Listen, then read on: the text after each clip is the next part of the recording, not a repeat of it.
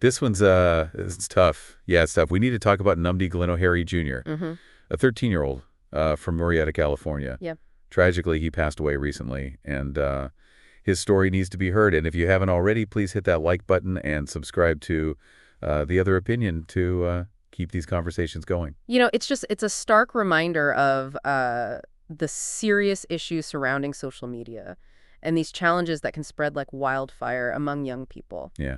We're diving into a People.com article titled Parents Say Son 13 Died After Attempting Dangerous Social Media Challenge. Wow. Nnamdi's parents described a seemingly normal Sunday watching the Grammy Awards together as a family. Right. But the next morning, their world was shattered. They found him unresponsive in his room. It's so heartbroken because at first they suspected suicide. Right. Driven by the need for answers, they started their own investigation, and they pieced together a different and equally disturbing possibility. That's right. They believe Nnamdi might have been participating in a dangerous social media challenge, something similar to the Blackout challenge. Right.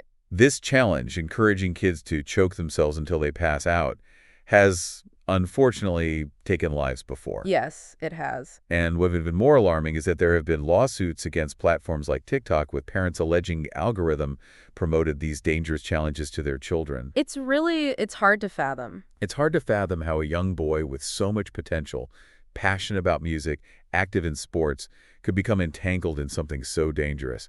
If this story is resonating with you, hit that share button and get this conversation going with your friends and family. Yeah, Nnamdi's parents described him as a bright light, a loving young man with a future full of possibilities. They set up a GoFundMe page. Yeah. And the outpouring of support is truly moving. But amidst the grief, you can really feel that raw emotion, the sense of loss in Nnamdi's father's words. He really stresses the need for parents to be aware, to have these open conversations with their kids about these online trends and these games. Yeah. It's about recognizing the dangers that exist in the online world. And what makes this case even more perplexing is that Nnamdi's parents, they had taken precautions. They had parental controls on his phone, and he wasn't on social media. It really raises the question, how do we protect our children when they're exposed to these challenges, even without direct access? His parents believe he might have learned about this challenge through his classmates. And it highlights how easily these trends can spread even beyond the confines of social media platforms. This really underscores the need for open dialogue, not just within families, but also within schools and communities. If you're with us so far, be sure to drop your other opinions in the comments. We need to learn from each other and find ways to prevent tragedies like this. Absolutely. Nnamdi's father's message is very clear. He wants his son's story to serve as a warning, to spark a conversation about online safety. It's a plea for increased awareness and proactive measures to protect our children. It's a call to action for all of us. Let's delve deeper into this issue and explore what we can do to create a safer online environment for young people. This tragedy really underscores the limits of parental controls alone. Right. We need to think beyond simply blocking access. And we really need to focus on building a foundation of trust and open communication with our kids. Yeah, that's a powerful point. It's about fostering a relationship where they feel comfortable. Exactly. Coming to us if they encounter something disturbing or confusing online, we need to equip them with the tools to critically evaluate the information that they're exposed to. Exactly. It's all about media literacy, teaching them to question what they see, to recognize the difference between reality and the often distorted world that's presented online. And we can't ignore the role of the platforms themselves, right? Right. The algorithms that drive these content recommendations. Yes. They can inadvertently expose young people to harmful content. Exactly. There needs to be greater accountability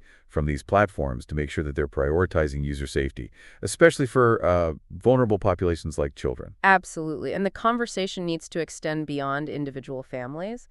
It's about engaging educators, community leaders, and policymakers to create a comprehensive approach to online safety. We need to be talking about this in schools, providing resources for parents, and advocating for stricter regulations to protect children from harmful online content. It's a multifaceted issue that requires a multifaceted response. We need to be proactive, not reactive. And we need to act now. Yes. Every day that passes, more young people are exposed to these dangerous online challenges. Nnamdi's story is a stark reminder that the consequences can be devastating. We can't afford to wait for another tragedy to occur before we take meaningful action. We need to learn from this, folks. Share this episode, tell your friends, family, anyone who needs to hear this.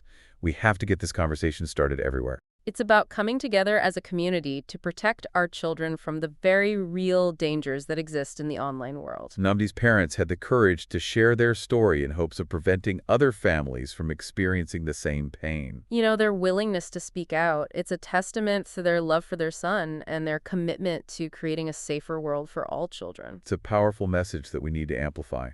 Like this video, subscribe to The Other Opinion, and leave your comments below. We want to hear your thoughts on this important issue.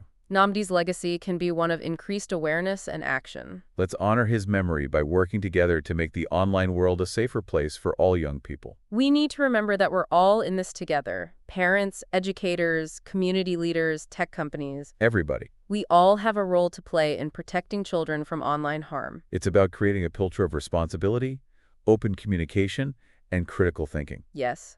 We need to equip young people with the skills and knowledge they need to navigate the online world safely and responsibly. And we need to do it now. The stakes are simply too high to ignore. This story is a call to action for all of us. Let's not let Namdi's death be in vain. Let's use it as a catalyst for change to create a future where no child has to face these dangers alone. We can't bring Namdi back, but we can honor his memory by taking action.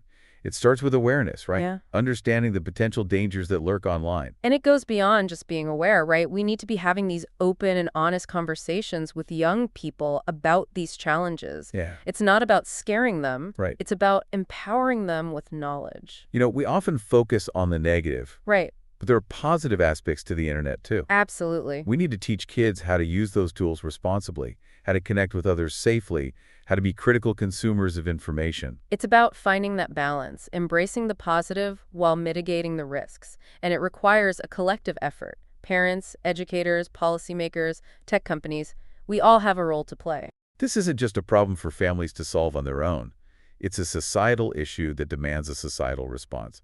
Share this episode with your friends, family, colleagues, anyone who will listen. Yeah. Let's spread this message far and wide. Absolutely. Remember, if you're watching this, you likely already care about these issues. You're already part of the solution. Now let's take that next step. Yeah. Let's have those difficult conversations. Let's demand change. Let's work together to create a safer online world for all young people. We'd love to hear your thoughts on this. Yeah. What are your other opinions on how we can address this growing problem? Exactly. Leave your comments below, and let's keep this conversation going.